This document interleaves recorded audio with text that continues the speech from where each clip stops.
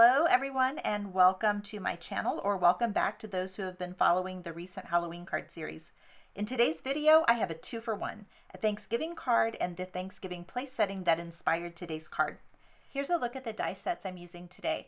I have the Trinity Stamps Maple Leaf Layers die set. This is actually a foiling set. This leaf here at the bottom is a foiling plate. You can also use it to dry emboss. The other dies are layering dies, and there's also an outline or shadow die included for the foiling plate. I'm also using the Spellbinders Christmas Blooms die set. I'm only using the small pinecone die and the outline die that goes with it. For the paper today, I'll be using this metallic cardstock. I have two pieces, a copper piece and a gold piece, and I'll be using these for the 2 layers in the layered leaf. I believe this metallic cardstock is from Recollections. It is part of a larger collection of metallic cardstock. I also have a sheet of rust colored cardstock. This is a layering weight cardstock, and I'll be using this Tim Holtz Ranger embossing glaze to give the second leaf, the top layer of the leaf die cut, a beautiful shiny dark red heat embossed finish. I have all of my die cuts prepped, and the next step is to heat emboss the single layer maple leaf I've cut from the rust cardstock. I've also cut this leaf from white layering weight cardstock to compare the look you'll get from this embossing glaze when you use it on white versus colored cardstock. The result is really dramatic, and I plan to make a future video on different color effects you can get with various cardstock colors and glazes. I'm going to be using Versamark embossing and watermark ink to ink my maple leaves, and I'm using Tim Holtz Ranger Distress embossing glaze in fired brick to emboss. I'm being careful to ink every part of the surface of the paper, and I'm coating heavily in embossing powder before heat setting the powder with my heat tool.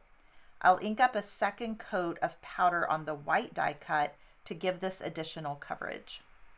I've heat set that second layer of embossing glaze on the white cardstock, and you can see the difference between the 2 die cuts.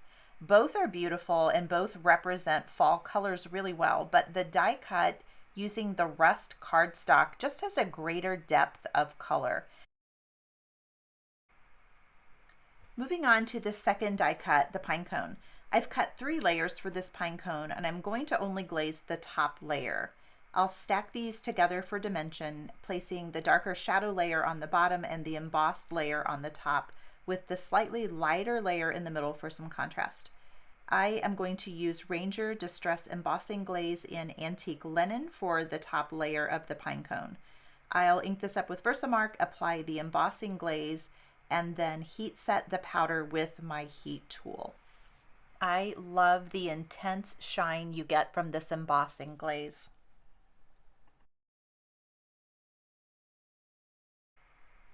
I'm ready to start gluing the layers on the metallic paper leaf and the 3 layers of the pinecone. I'm going to start with the leaf, and gluing metallic cardstock can be tricky. I've found that Tombow multi-adhesive works pretty well if you give the piece ample time to dry with a weight on top for a short time. I have found that the layers will hold if you use this method. Moving on to the pinecone layers. I'm gluing the non-embossed layer to the darker shadow layer, and I'm going to slightly offset the top embossed layer so that some of the lighter middle layer shows. This gives the pinecone a little more dimension, and I think it's a really great look. I have all of my die cut elements embossed and assembled, and I'm ready to move on to some prep work on the front panel of the card. I have a 5" by 4 1/8" panel. Again, this is cream colored cardstock. You can see it's slightly darker than the white printer paper here. And I'm going to give this panel a blended edge treatment. I'm using Tim Holtz Distress Oxide ink in Vintage Photo, and I'm going to use a small Altenew blending brush to lightly apply and blend ink around the outside edges of the card. I'm working in just a small area at a time, and I'm dabbing off most of the ink onto my mat before I start to apply just to the edges of the panel. I'll work my way around the entire perimeter of the panel, and then I'll go back and blend out any harsh lines or edges on the inking. The front panel inking is complete, and I'm going to work on the inked tag. I am using greeting stamps from the Gina K Designs Doodled Autumn stamp sets, and I'll have a future video using the leaves from the set, but for today I'm using only these greeting stamps. I'm going to use my Misty for stamping the greeting, and I'm lining up the stamps inside this stitched banner tag that I'll be using for die cutting, just to make sure everything fits and that I have enough space on the left side for the pine cone and a jute ribbon that I'll make in just a bit.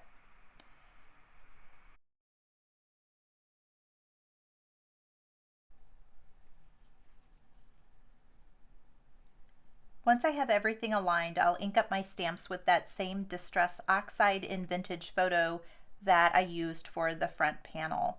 I will ink up the stamps 3 times to get good solid coverage for my greeting. I'm going to give this a few seconds to dry, then I will align and tape my banner die, and I am ready to die cut this piece.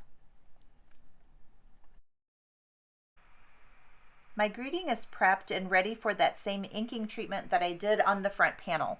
I have again Distress Oxide in Vintage Photo and my small detail blending brush, and I'm going to ink around the perimeter of this greeting die cut, taking care to build up the ink in very light layers until I get just the right rustic vintage look for this tag that I'm going for.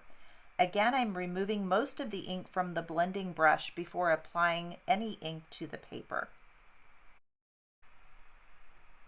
Here are most of the elements for the front panel. I've also pulled in this piece of paper-backed burlap. I've had this in my stash for a while. I think I purchased it on Amazon. I'm not really sure what I was going to do with it when I purchased it, but I like that it was paper-backed, and I thought it might make the material easier to use in projects. I have cut this burlap to 2 inches wide, and I'm just going to line it up on the front panel to see how it looks. And it does actually look a little bit too wide, so I am going to trim off 1/4 inch from the width with my small tonic trimmer, and I think it does look much better at 1 3/4 inches wide. So I'm going to use glue to adhere this to the card front about 1/2 inch from the bottom edge. I want to leave a small amount of space for my leaves to extend above and below this burlap strip. I'll trim off the excess material from the front of the card, and I'm ready to place the other elements on this panel.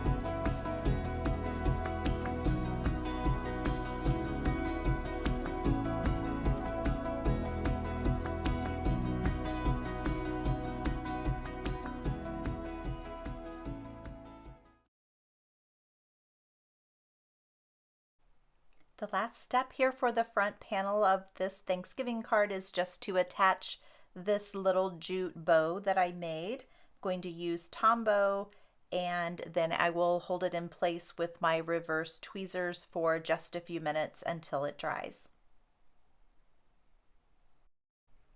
So I have my front panel and it's ready to be adhered to the front of the base. This is Hero Arts Hero Hues 111 pound cardstock in chestnut. I've cut this to 8.5 by 5.5 and I've scored it at 4.25, so it's an A2 size card base. I cut my panel so that a bit more of the base cardstock shows on the left and right side of the panel.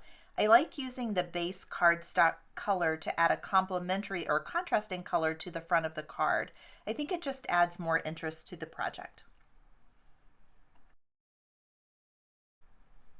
The card front is complete, and because the base color for the card is darker, I'm going to place a 4¼ by 5½ inch panel on the inside of the card so I can write a note to the recipient. You can stamp or ink this panel to give it more interest.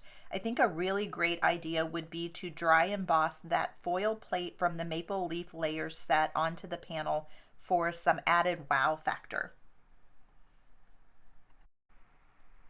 As promised at the beginning of this video, I have a separate project using many of the same elements from this card.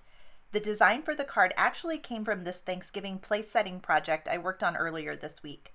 I used the same maple leaf layers die set from Trinity Stamps and the pine cone from the Spellbinders set. I've layered 2 different ribbons on this project. There's a satin ribbon in a dark burgundy brown color. It's 3/8 inches wide, and I'm also using a champagne colored gossamer ribbon that's 5/8 inches wide. I used a small hole punch to punch holes on each side of the burlap piece, and I've layered the ribbons, then threaded them from back to front, creating a space to slip in the napkin. For the place setting, I used the Happy Thanksgiving greeting from this Hero Arts Year-Round Messages stamp set. I also used the slightly more narrow banner die from the Stitched Tag die set to die cut the greeting. Thank you so much for watching, and I hope you are inspired to create something amazing. For an additional project using this theme, visit my blog at prettypaperblackbirds.com.